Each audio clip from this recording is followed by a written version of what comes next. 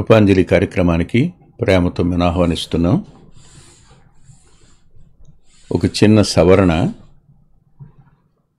గత వారం వచ్చిన వర్తమానం అంతటి ముందటి వారానిది. ముందటి వారం వచ్చింది గత వారానిది. కొంచెం కాస్త పంపడంలో తొందరపాటు జరిగింది. క్షంతవిలో ఇప్పుడు కంటిన్యూషన్ చూద్దాం. ఆదికాండం 43వ అధ్యాయంలో 18, 19 వచనాల నుంచి చదువుతున్నాను. ఆ మనుషులు యోసేపు ఇంటికి రప్పింపడినందున వారు భయపడి వెంటనే తమ గోనెలను తిరిగి పెట్టబడిన రూకల నిమిత్తం అతడు మన మీదికి అకస్మాత్తుగా వచ్చి మీదపడి మనలను దాసులుగా చెరపట్టి మన గాడిదలను తీసుకున్నట్టుకు లోపలికి తెప్పించిన అనుకొనిరి. వారు యోసేపు గృహ నిర్వాహకుని వద్దకు వచ్చి ఇంటి ద్వారమున అతనితో మాట్లాడి తల్ల ఉంచి ప్రార్థన చేసుకుందాం.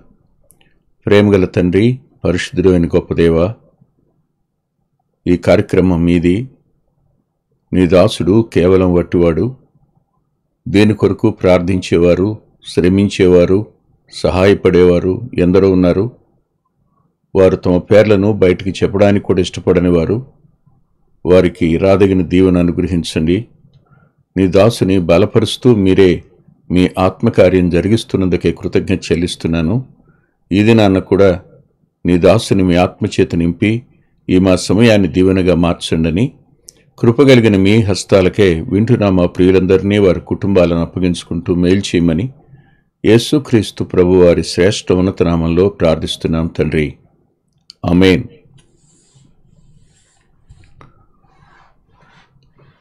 వారు ఐగుప్తుకు వచ్చారు.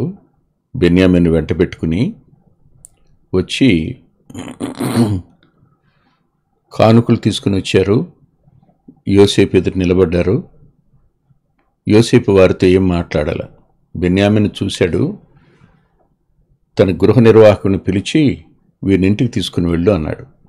అంతకుముందే వారు చెప్పాడు కాబట్టి తర్వాత వారికి భోజనం సిద్ధం చేయమని.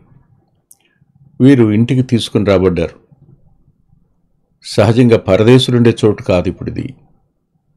ప్రధానమంత్రి ఉండే చోటు.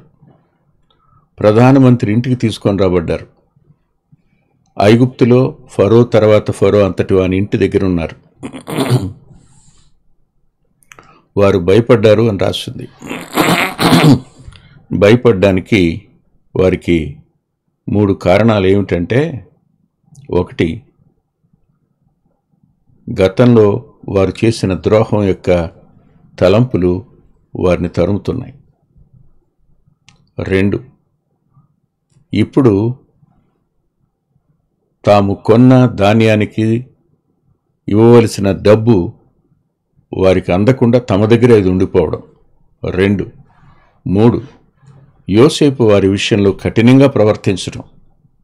4, ఇప్పుడు తీసుకుని వచ్చి ఈ ప్రధానమంత్రి ఇంటి ముందు ఉంచడం దగ్గరికి వచ్చేటప్పటికి వారి అంతరంగాలు భయంతో నిండిపోయినాయి. షిమియోను ఎలా ఉన్నాడో, బెన్యామీను ఎలా ఉన్నాడో కానీ మిగిలిన వారి అంతరంగాలు మాత్రం సామాన్యంగా ఉండుండవు. భయం చేత నిండిపోయారు. ఇప్పుడు ఆ రోకలు తమ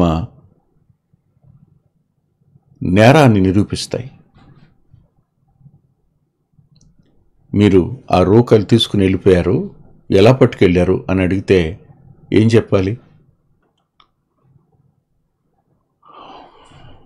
అందుకని వాళ్ళు ఇలా అనుకున్నారు, ఈ రోకల నిమిత్తం మన మీద అకస్మాత్తుగా పడి మనల్ని దాసులుగా చెరపట్టి మన గాడిదలను తీసుకోవడానికి లోపలికి తెప్పించాడు కాబోలు అని. ఒక పరిస్థితి గుండా మనిషి ప్రయాణం చేస్తున్నప్పుడు భయాలు అనేవి ఆ వ్యక్తి అంతరంగాన్ని ఎంతగానో కృంగదీస్తాయి. మామూలుగా కృంగదీయడం కాదు. వారు ఇవాళ బ్రతికి ఉన్నామన్న పేరు మాత్రమే ఉంది కానీ వారి హృదయమంతా భయంతో నిండిపోయి ఉంది. ఈ భయాలకు వారు ఏం భాష్యం చెప్పగలరు? ఈ భయానికి వారు ఏం పరిష్కారాన్ని కోరుకుంటారు? తాము ఇక్కడి నుంచి బయటపడడం కష్టం అనుకునేది. ఒక క్షణం వారు తమ నిర్దోషత్వాన్ని నిరూపించుకోవడానికి ప్రయత్నం చేస్తూ ఉంటారు. కొన్నిసార్లు పిల్లలు ఆడుకుంటూ లోపలికి వెళ్ళి అందంగా కనపడిన ఒక బొమ్మను చేత్తో పట్టుకుని వెళ్ళిపోతుంటారు. ఇటు రండి మీరు అనగానే మేమేం తీసుకోవాలా అంటారు వాళ్ళే. చేతులు ఇటు చూపించండి అంటే చేతుల్లో బొమ్మ ఉంటుంది. వాళ్ళు ముందే బయటపడిపోతారు. అలాంటి పరిస్థితి కొన్నిసార్లు అందరికీ వస్తుంది. గతాన్ని బట్టి, మనం చెల్లించవలసి రావడాన్ని బట్టి, విత్తింది కోసుకోవలసి రావడాన్ని బట్టి కూడా వస్తాయి. ఇప్పుడు తాము వచ్చిన ఆ ప్రదేశం తమను చెరపట్టి దాసులుగా చేసుకోవడానికి, తమ గాడిదలను తీసుకోవడానికి తీసుకురాబడ్డామనే ఆలోచనకు వాళ్ళు వచ్చేశారు. వాళ్ళు తమ నిర్దోషత్వాన్ని నిరూపించుకోవడానికి ప్రయత్నం చేస్తున్నారు. జ్ఞాపకం చేసుకోండి, గతంలో జరిగిన తప్పు, దాన్ని మేము నిర్దోషులం అని నిరూపించుకోవడానికి ప్రస్తుత కారణాలను చూపగలరే కానీ గత కారణానికి వాళ్ళు తాము నిర్దోషులని చెప్పజాలరు. జ్ఞాపకం పెట్టుకోండి, they made A blunder mistake about Joseph. కాదని ఎలా అంటారు? దేవుని ప్రణాళికే, దేవుని యొక్క ఏర్పాటే కాదను, కానీ తప్పే కదా. అది ఎవరి చేత జరిగిందో వారికి రాదగిన ఫలితం ఉంటుంది కదా, కోత తప్పదు కదా. కానీ యోసేపు దగ్గర వారు కోసిన కోత చాలా చిన్నదే, పెద్దదేం కాదు. అతడు భయపట్టిందెంత, అతను కఠినంగా మాట్లాడిందెంత, షిమియోన్ను జైల్లో పెట్టిందెంత, పెట్టిన తరువాత అతను ఏమైనా కష్టపెట్టాడా? అవి ఏం రాయలే లేఖనంలో. బాధ పెట్టినట్టు కూడా ఏం లేదు. ఒకసారి ఆలోచన చేస్తే తప్పు జరిగింది, దాన్ని సవరించుకోవడానికి, తాము నిర్దోషులను నిరూపించుకోవడానికి మనుషులు చేసే ప్రయత్నాలు అవి గతాన్ని ఎట్టి పరిస్థితుల్లోనూ సమర్థనీయంగా మార్చు అని గుర్తుపెట్టుకోవాలి. పశ్చాత్తాపం ఒకటే. ఇప్పుడు వారు 19వ వచనంలో యోసేపు గృహ నిర్వాహకుని ఎదుకు వచ్చి ఇంటి ద్వారమున అతనితో మాట్లాడారు. ఏమని మాట్లాడారు? అయ్యా ఒక మనవి. ఎవరు వీళ్ళు? వాని కళలు ఏమైపోతాయో చూద్దాం అనుకున్న వాళ్ళేగా, గోతులో తోసిన వాళ్ళేగా, అమ్మేసిన వాళ్ళేగా. ఇప్పుడు అతని దగ్గర కాదు, అతని గృహ నిర్వాహకుని యొద్ద చేతులు కట్టుకుని మనం చేసుకునే దుస్థితిలోనికి వస్తారు. వ్యక్తులను గుర్తించని వారు, వ్యక్తుల యొక్క శ్రేష్టతను గుర్తించని వారు, వ్యక్తులు బ్రతికి ఉండగా, లేదు వ్యక్తులు మనకు సమీపంగా ఉండగా వారి విలువ గ్రహించలేని వారు ఒకరోజు గ్రహించినా ప్రయోజనం ఏముండదు. ఇన్ని సంవత్సరాల ఎడబాటు వల్ల ఎంత నష్టం వాటిల్లిందో మన ఆత్మీయ జీవితాలకు. ఆలోచించండి. యోసేపు పంపడం దేవుని చిత్తమే, కానీ యోసేపు 2 సంవత్సరాలు వారి నాన్నకు దూరం చేసినటువంటి ఆ నేరం వీరి మీద మోపబడదా? యోసేపును తండ్రికి దూరం చేశారు, యోసేపుకు దుఃఖ కారణం అయ్యారు వీళ్ళు. ప్రపంచం యావత్తు కోసం, యాకోబు కుటుంబం కోసం ఈ కార్యాన్ని దేవుడు సంకల్పించినా ఎవరు కారకులయ్యారో వారు తప్పనిసరిగా వారి పగని, ద్వేషాన్ని, అసూయను తీర్చుకున్నవారే కదా. వాళ్ళు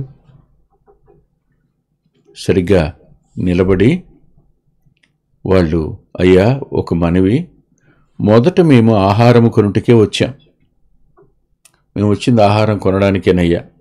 అయితే మేము దిగిన చోటుకు వచ్చి మా గోనెలు విప్పినప్పుడు ఇదిగో మా రోకలు తూనికకు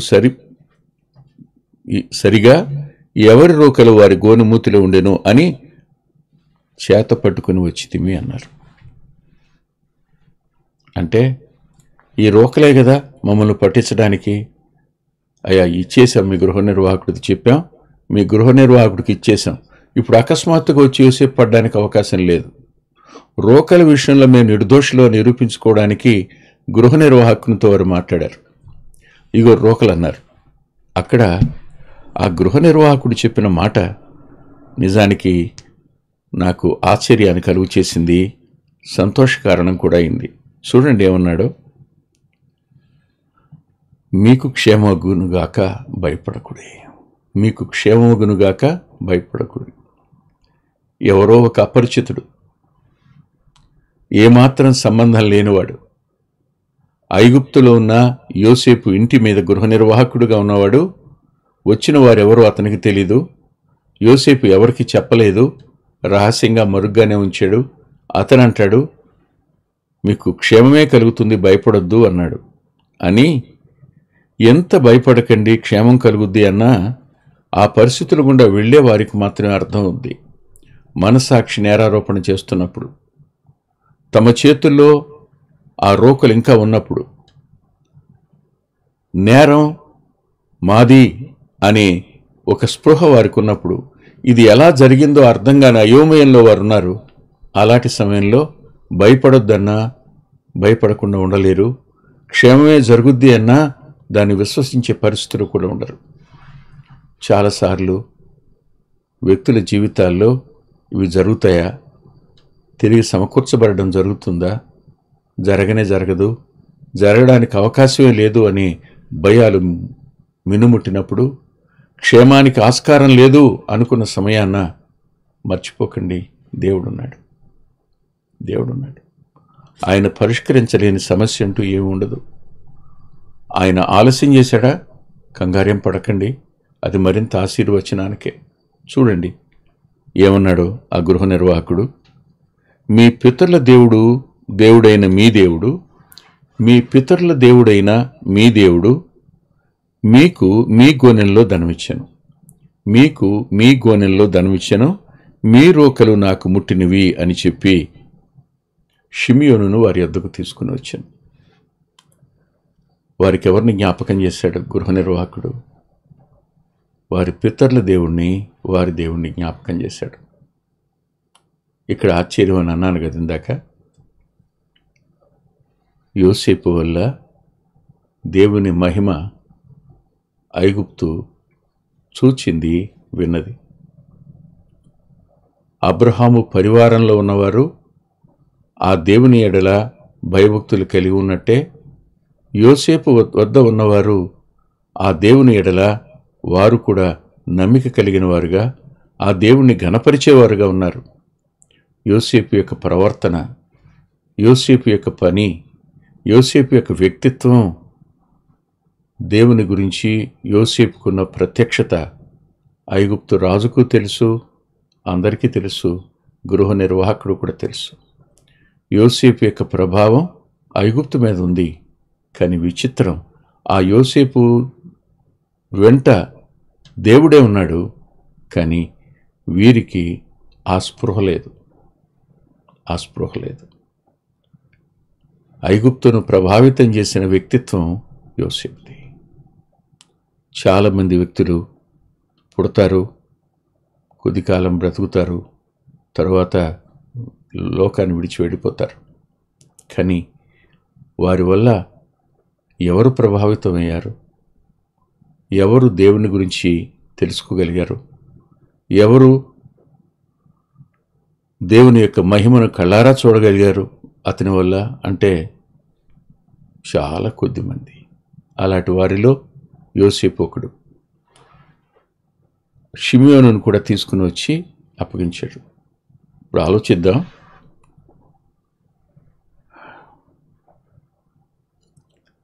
ఆ మనుషుడు వారిని యోసేపు ఇంటికి తీసుకుని వచ్చి వారికి నీళ్ళేయగా వారు కాళ్ళు కడుక్కొనిరి.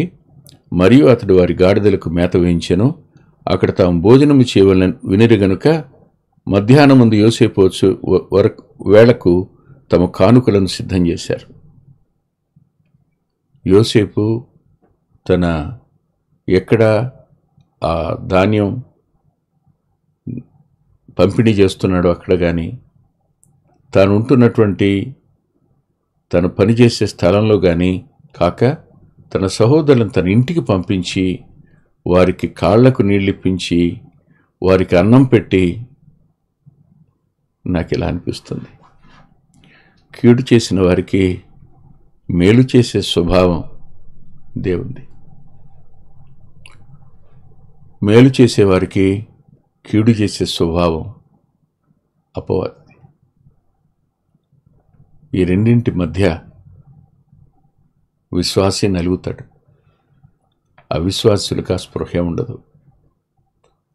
ఈ రెండింటి మధ్య నలిగేవాడు ఎంత ప్రత్యేకమైన శ్రద్ధ వహిస్తాడో, తాను పంపిన వారిని తన గృహ నిర్వాహకుడు ఎంత పట్టింపు కలిగి చూస్తున్నాడో, వారికి మంచిగా మర్యాద చేస్తున్నాడో చూస్తున్నప్పుడు ప్రభు పరిసేనుతో అంటాడు, నేను ఇంటికి వచ్చాను, నువ్వు నా కాళ్లకు నీళ్ళు ఇవ్వలేదు. ఎవరు వీళ్ళు? తనను శత్రువుగా భావించిన తన సహోదరులు.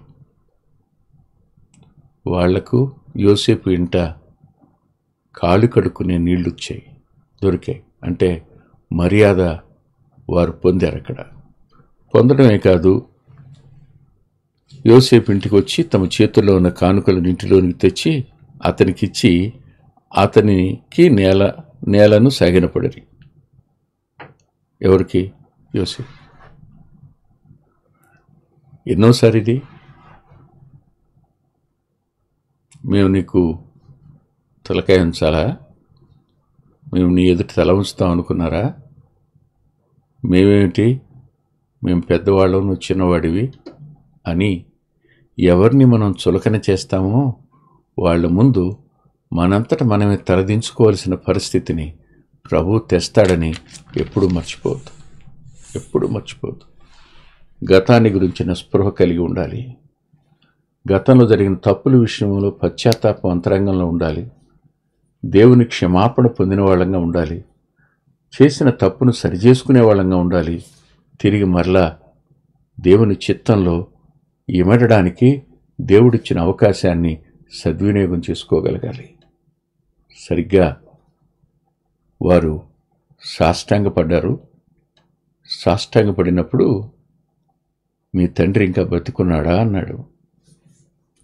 క్షేమ సమాచారం అడిగినందుకు వాళ్ళు బ్రతికే ఉన్నాడు, క్షేమంగా ఉన్నాడని వంగి మళ్ళా సాగిలపడ్డారు. వాళ్ళ అంతరంగంలో ఏముంది?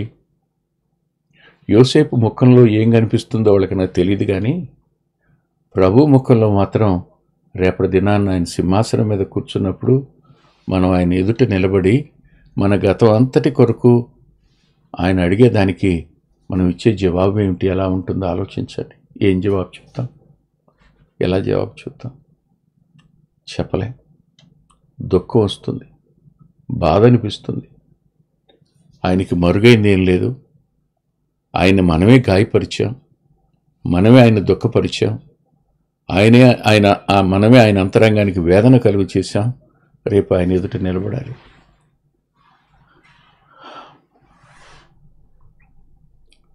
అభ్యంతరాలు కలుగక మానవు, కానీ ఆ అభ్యంతరాల వల్ల శ్రమ వస్తుంది. ఆ అభ్యంతరాలు వల్ల మనం నష్టపోయే అవకాశం కూడా ఉంది. మనం ఎవరికి అభ్యంతరకారకులంగా ఉండకుండా ఉండడానికి ప్రభు తన కృపను మనకు కనపరచాలి. సరిగ్గా వారు సాష్టాంగపడ్డారు. పడిన తరువాత అప్పుడు కనులెత్తి తన తల్లి కుమారుడగు తన తమ్ముడైన బెన్యామీను చూచి, మీరు నాతో చెప్పిన మీ తమ్ముడు ఇతడేనా అని అడిగి, నా కుమారుడా, దేవుడు నిన్ను కరుణించునుగాక అన్నాడు. ఎన్ని సంవత్సరాలైందో తన తమ్ముడిని చూసి. ఇప్పుడు తన తల్లి కొడుకు, ఒకే తల్లికి పుట్టినిద్దరు, తండ్రి నుంచి దూరం అయ్యాడు, తమ్ముడి నుంచి కూడా దూరం అయ్యాడు. ఇప్పుడు ఆ తమ్ముడు కనపడుతున్నాడు. వాళ్ళే తీసుకుని వచ్చారు, తమ నిర్దోషత్వాన్ని నిరూపించుకోవడానికి తీసుకుని వచ్చారు. బెన్యామీను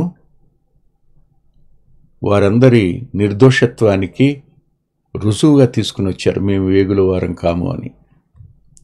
వేగుల వారేమో మీరు అని యోసేపు అన్న మాటకు వారు తాము కాము అని చెప్పడానికి బెన్యామీను తీసుకుని వచ్చారు. మనకు రేపటి దినాన్న ఏముంది? దేన్ని బట్టి? కేవలం కుడి చేతి పుత్రుడిగా పిలువబడే తండ్రి కుడిపార్శ్వానున్న ప్రభువుని బట్టి తప్ప మరి దేనిని బట్టి మనం ఆయన సన్నిధిలో నిలబడలేం.